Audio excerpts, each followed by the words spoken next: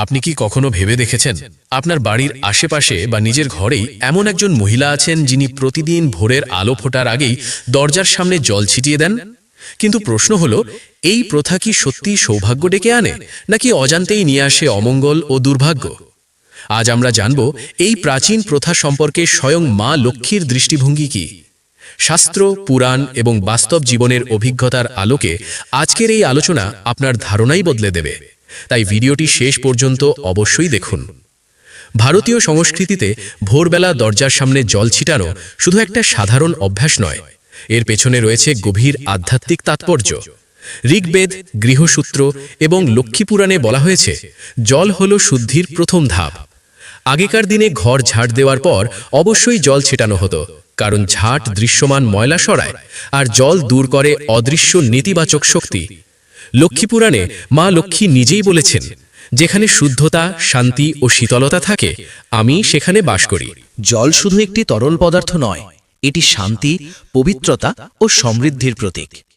এই কারণেই মা লক্ষ্মীকে আমরা পদ্ম ফুলের ওপর বসে থাকতে দেখি, কারণ পদ্ম জন্ম নেয় জলের মধ্যেই।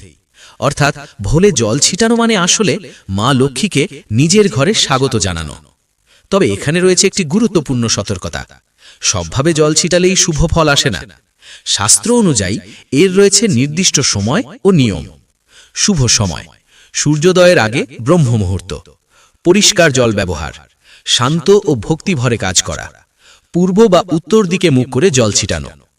এভাবে করলে ঘরে আসে শান্তি, ঐশ্বর্য ও সুখ।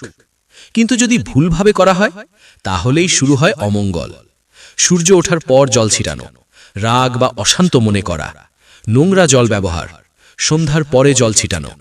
বিশেষ করে সন্ধ্যার পর দরজায় জল ছিটানো শাস্ত্রে কঠোরভাবে নিষিদ্ধ, কারণ বিশ্বাস করা হয় সেই সময় মা লক্ষ্মী ঘরে প্রবেশ করেন, আর জল ছিটিয়ে দিলে যেন তাকে বাইরে পাঠিয়ে দেওয়া হয়। একটি গ্রামের ছোট্ট গল্প শুনুন।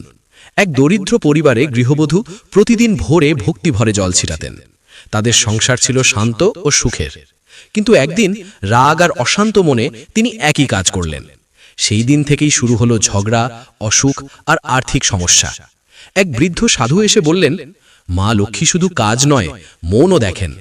তারপর থেকে তিনি ভক্তিভরে কাজ করতে শুরু করলেন, আর ধীরে ধীরে তাদের জীবনে ফিরে এলো সুখ ও সমৃদ্ধি। আপনিও যদি মা লক্ষ্মীর কৃপা চান, তাহলে এই সহজ উপায়টি অনুসরণ করুন।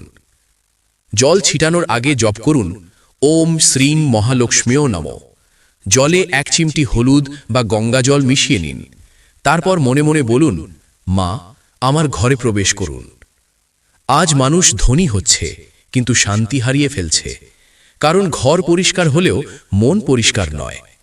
ভোরের এই ছোট্ট অভ্যাস মনকে শান্ত করে, পরিবেশকে পবিত্র করে আর ভাগ্যের দরজা খুলে দেয়। তাই আজ থেকে প্রশ্ন এটা নয় জল ছিটাবেন কিনা, প্রশ্ন হলো কিভাবে ছিটাবেন। মনে রাখবেন, মা লক্ষ্মী দরজায় আসেন, কিন্তু থাকেন শুধু শুদ্ধ ও ভক্তির ঘরেই। কমেন্টে লিখুন, জয় মা লক্ষ্মী। ভিডিও ভালো লাগলে লাইক ও শেয়ার করুন। আর এমন রহস্যময় কাহিনী জানতে সাবস্ক্রাইব করুন কাহিনী সংকেত।